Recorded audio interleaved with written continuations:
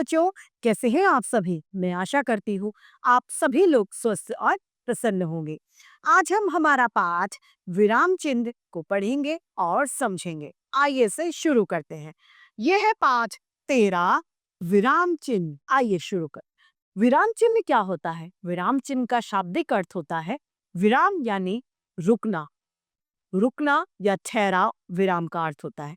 जब हम बात करते हैं तो हम लगातार नहीं बोलते।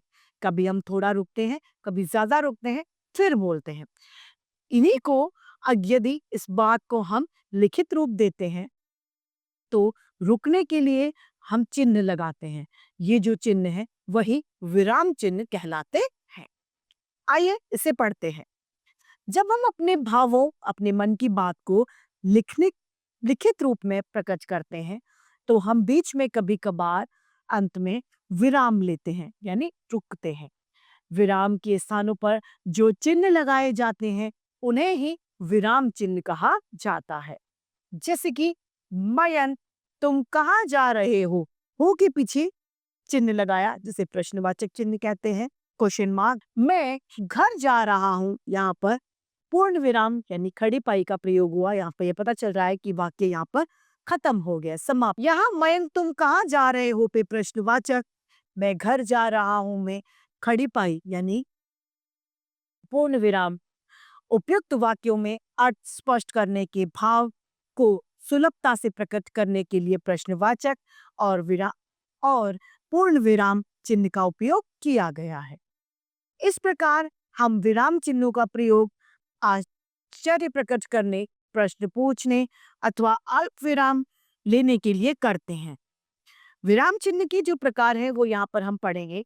पहला है पूर्ण विराम, जो इस तरीके से लगाया जाता है, वाक्य के पीछे लगाया जाता है, जिससे पता चलता है कि वाक्य यहाँ पर हमारा पूरा हो गया, बात खत्म हो गई। दूसरा है हमारा अल्प विराम यानी कोमा, जो इस तरीके से लगाया जाता है, जो कम रुकने के लिए लगाया जाता है। अर्ध विराम यानी और आधे रुकने के लिए यह अर्ध विराम लगाया जाता है।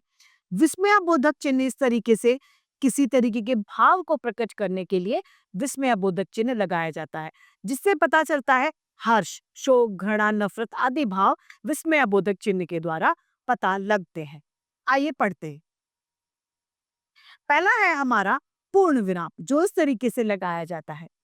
किसी वाक्य की समाप्ति पर पूर्ण विराम का प्रयोग किया जाता है। जैसे कि बच्चे स्कूल जा रहे हैं के पीछे हमने पूर्ण विराम लगाया यानी यहाँ पर वाक्य हमारा समाप्त हो गया। सूर्य पूर्व दिशा से निकलता है के बाद हमने पूर्ण विराम लगाया यानी वाक्य की समाप्ति पर यह पूर्ण विराम लगाया जाता है, यानी कार्य पूरा हो जाता है तब पूर्ण विराम लगाया जाता है। दूसरा है प्रश्नवाचक चिन्ह। प्रश्नवाचक चिन्ह का प्रयोग प्रश्न पूछे जाने वाले वाक्यों के पीछे लगाया जाता है, जिससे यह पता चलता है कि यह प्रश्नवाचक वाक्य है। इस विराम चिन्ह का प्रयोग प्रश्न पूछने वाले वाक्यों के आखिर में होता है। जैसे रमेश, क्या तुम कल विद्यालय जाओगे? जाओगे के पीछे प्रश्नवाचक चिन्ह है। श्याम, क्या तुमने गृह कार्य कर लिया? इसके पीछे भी प्रश्नवाचक चिन्ह है, यानी यह प्रश्न सूचक चिन्ह है, जिससे यह पता चलता है कि यह वाक्य प्रश्नवाचक है। तीसरा हमारा आता है अल्प विराम, जिसे हम कोमा भी कहते हैं। ये अल्प विराम थोड़े समय के रुकने के लिए लगाया जाता है, जैसे कि सीता, गीता, मनीष और राम।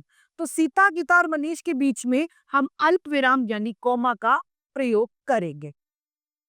अल्प विराम का प्रयोग थोड़े समय रुकने के लिए होता है।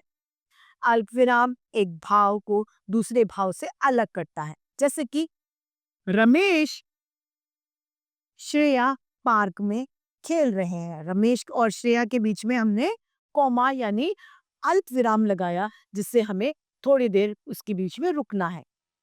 तिरंगे में केसरिया, सफेद और हरा रंग होता है, यहाँ पर भी हमने अल्प विराम का प्रयोग देखा।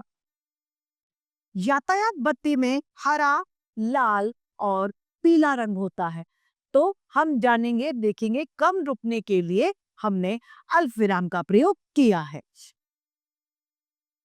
यहाँ पर रमेश, मिनी, श्रेया के नामों के बीच में अल्प विराम का प्रयोग किया गया, यानी हमें अल्प यानी थोड़ा रुकने की जगह अल्प विराम का प्रयोग किया जाता है। चौथा है विस्मय बोधक चिन्ह।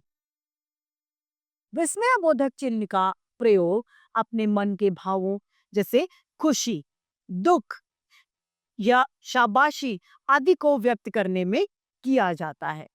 हर्ष, शोक, घृणा, भय, उल्लास जैसे भावों को प्रकट करने के लिए विस्मयबोधक चिन्हों का प्रयोग होता है। शाबाश, शाबाश के साथ में हमने विस्मय सूचक शब्द चिन्ह का प्रयोग किया। तुम कक्षा में प्रथम आए हो। अरे, अरे के बाद में फिर से विस्मय सूचक चिन्ह। तुम विद्यालय नहीं गए। अब है हमारा अर्धविराम चिन्ह, पांचवा। अर्धविराम चिन्ह का प्रयोग तब किया जाता है जब वाक्यों में हमें पूर्ण विराम से पहले कहीं रुकना हो। जैसे, जिसे मैंने अपना मित्र समझा, समझा के बाद में हमने अर्धविराम का प्रयोग किया। वही आस्तीन का सांप निकला। मयंक तो अच्छा लड़का है, किंतु उसकी संगत ठीक नहीं। यहाँ पर अर्धविराम का प्रयोग हमने देखा। बीती रात बीती, सवेरा हुआ। सवेरा हुआ के बाद में भी हमने अर्धविराम का प्रयोग किया, यानी आधा रुकना। और चिड़िया चहकने लगी। तो इस अर्धविराम के साथ हमारा ये पाठ समाप्त होता है। हमने यहाँ पर 5 तरह के विराम चिन्हों को पढ़ा। विराम चिन्ह हमारी भाषा को रोचक बना देते हैं। तो इसी के साथ हमारा ये पाठ समाप्त होता है। मैं आशा करती हूँ आप सभी को यह पाठ भली-भांति रूप से समझ में आया होगा। आज के लिए इतना ही। फिर मिलते हैं। धन्यवाद।